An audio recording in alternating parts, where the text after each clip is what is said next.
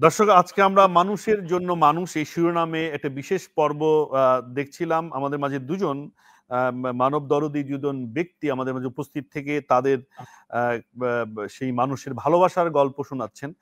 আমরা শুনছিলাম লিজাকে, আসতে চাই আবারও শিউলি আপনার কাছে, যে আপনার সেই যৌথ রান্নাঘরের কথা আমরা দেখলাম যে রান্না হচ্ছিল। আপনি হয়তো খুব ভালোভাবে ভিডিও সেভাবে করেননি, মানে আপনার প্রফেশনাল জায়গা থেকে সেটি হয়তো করেননি।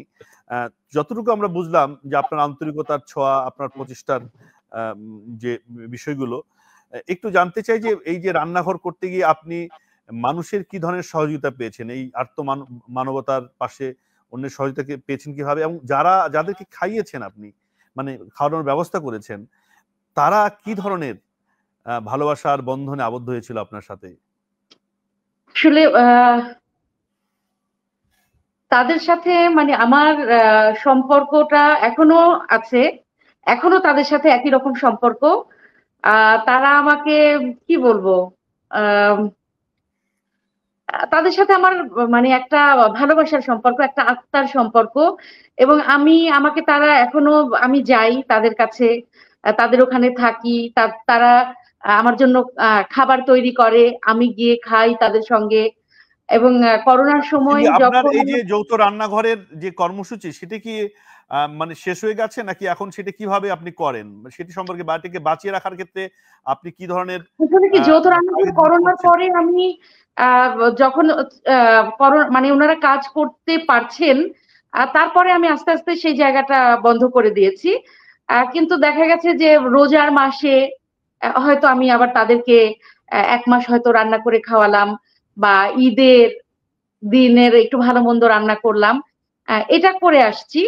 আর হচ্ছে যে বন্যা হলো গত, এই যে প্রতিদিন আপনার রান্নাঘরের উনুনের আগুন না জ্বললেও রান্নাঘরটা আছে, রান্নাঘর এখন আছে। হ্যাঁ, আমি ওই যে বন্যাতে গেলাম নোয়াখালী, কথা বলছেন? এই যে গত বন্যা গেল দক্ষিণাঞ্চলে যে বন্যা, হঠাৎ ফেনী নোয়াখালী অঞ্চলে যে বন্যা, নোয়াখালী অঞ্চলে, আমি যে নোয়াখালী বেগমগঞ্জ, সেখানে আপনার রান্নাঘরের কর্মসূচি এই বন্যার সেখানে আমি 18 দিন ছিলাম। আমি নোয়াখালীতে 18 দিন আমি তাদেরকে রান্না করে খাইয়েছি, মানে খেয়েছি আমরা একসঙ্গে, আমিও খেয়েছি ওনাদের সঙ্গে। আমি নোয়াখালীতে ছিলাম 18 দিন।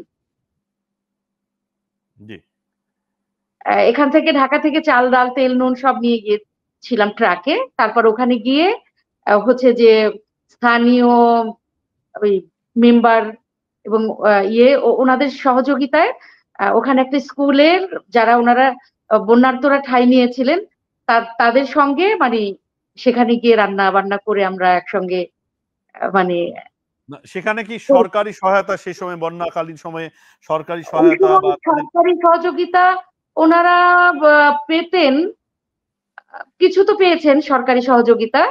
আর আমরা যারা মানে যে সমস্ত জায়গায় ওনাদের আশ্রয় নিয়েছিলেন, আশ্রয় কেন্দ্রগুলোতে আমরা খাবার দিতাম, মানে রান্না করে খাওয়াতাম। একটা জায়গা ছিল যেখানে রান্না করে মানে রান্না করে ওনারা তারপর খাবার নিয়ে যেতেন। আমরা অনুষ্ঠান শেষ করব, কিন্তু এই রান্নাঘরকে বাঁচিয়ে রাখার জন্য আপনার বা এই রান্নাঘরের ধারণাটিকে প্রতিষ্ঠা করার জন্য সমাজে আর কি ভাবনা বা সামনে চিন্তা আছে আপনার, এবং সেক্ষেত্রে আমাদের উদ্দেশ্যে, দর্শকদের উদ্দেশ্যে আপনার কোনো বক্তব্য আছে কিনা? আসলে মানুষ তো খাওয়াটা খুবই জরুরি, আমাদের বাঁচতে হলে খেতে হবে। এখন অনেক সময় অনেক ক্ষেত্রেই দেখা যায় যে দরিদ্র মানুষ যারা আছেন, তারা মানে জিনিসপত্রের যে দাম, তারা যে দিনান্তে যে পরিশ্রম করে যে টাকাটা পান, সেটা দিয়ে দেখা যায় যে তাদের বাসা ভাড়া দিয়ে তারপরে খাবার, তারপরে বাচ্চাদের মানুষ করা ওনাদের জন্য একটু কঠিন হয়ে যায়। আমরা যদি তাদেরকে একটু খাদ্য সহযোগিতা দিতে পারি, তাহলে দেখা যায় যে ওনারা অনেকটা রিলিফ পান। এবং দেখা যায় যে অনেকের ক্ষেত্রে আমি দেখেছি যে ওনারা, আমি যে রোজার মাসে যখন ওনারা কাজ করেছেন, যখন খাবারটা দিয়েছি 1 মাস, ওনারা ঈদে দেখা গেছে যে ওনারা ভালো মানে কিছু টাকা জমাতে পেরেছেন। সেই টাকা দিয়ে হয়তো গ্রামে 1 টুকরো জমি কিনলেন। হ্যাঁ, সেটা আবার আমার কাছে গল্প করেন যে আপা 1 মাস রান্না বান্না করতে হয় নাই, এই টাকাটা এই যে জমাইছি, এই যে দেশে যাব এখন একটু জমি কিনবো, নিজের একটা ভিটা থাকবে। মানে এরকমও হয়েছে।